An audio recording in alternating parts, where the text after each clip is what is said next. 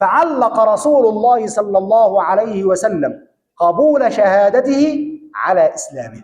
Naam, asema katika swala hili la kukubaliwa mwezi lazima awe ni Muislamu, kama vile alikuja bwana mmoja Arabiyu, Mwarabu wa mashambani, akamjilia Bwana Mtume sallallahu alaihi wasallam na kumwambia, ewe mjumbe wa Mwenyezi Mungu, hakika yangu mimi nimeuona mwezi. Mtume sallallahu alaihi wasallam akamuuliza, je, unashuhudia ya kwamba hapana mola apasaye kuabudiwa kwa haki isipokuwa Allah subhanahu wa ta'ala, na Mtume Muhammad ni mtume wa Mola subhanahu wa ta'ala? Ule Mwarabu akasema, naam, nashuhudia kuwa hapana mola apasaye kuabudiwa kwa haki isipokuwa ni Mola subhanahu wa ta'ala, na wewe ni mjumbe wake. Basi Mtume sallallahu alaihi wasallam akamwamrisha Bilal asimame na watangazie watu kufunga. الشرط الثاني التكليف، والمكلف هو البالغ العاقل. Naam, asema sharti ya pili ni taklif, yule mtu ambaye kwamba amekalifishwa na sheria, amelazimishwa na sheria kuwa afanye ibada, na huyu ni mtu ambaye kwamba amebaleghe. فلا يقبل شهادة الصبي، لا تقبل شهادة الصبي على رؤية الهلال عند جمهور العلماء لأن الصبي لا يوثق بخبره. Na masema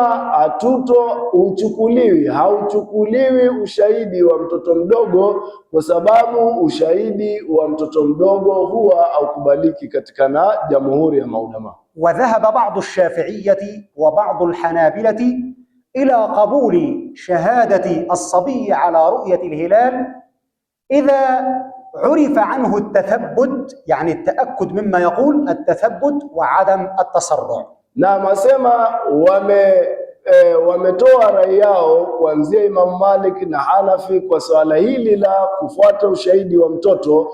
Wao wawili wanasema ushahidi wa mtoto unaweza ukapokelewa pale ambapo kwamba mtoto huyu akiangaliwa anaonekana ni mtoto ambaye kwamba ako mathbut, akiangaliwa ni mtoto ambaye kwamba ushahidi wake unaweza kubalika, atakubaliwa. ولا تقبل شهادة المجنون على رؤية الهلال لأنه مسلوب العقل الذي هو مناط التكليف. Na masema vile vile hautochukuliwa ushahidi wa mtu akili yake ambao kwamba ni kumgwani, uenda wazimu, kwa sababu mtu kama huyu hisabu yake inakuwa imefungwa.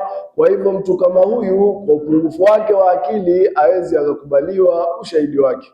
ويلحق بالمجنون أيضا يلحق به المعتوه وهو ضعيف العقل، ويلحق به أيضا المغفل وهو الذي يغبن في البيع والشراء، أي يضحك الناس عليه في البيع والشراء ولا يستقل بأمر نفسه، ويعني لا يحسن التصرف. Naam, kama vile vile mtu mwendawazimu huwa achukuliwi akili yake pale anapokuwa anataka kununua kitu, ama mwendawazimu akajifanya sasa anauza bidhaa, kwa sababu akili yake haiko sawa. Hawezi kuwa anajua ananunua kwa thamani gani, ama hawezi kuwa anajua anauza kwa kima gani, kwa thamani gani, kwa sababu hii huwa uwezi ukachukuliwa ushahidi wake.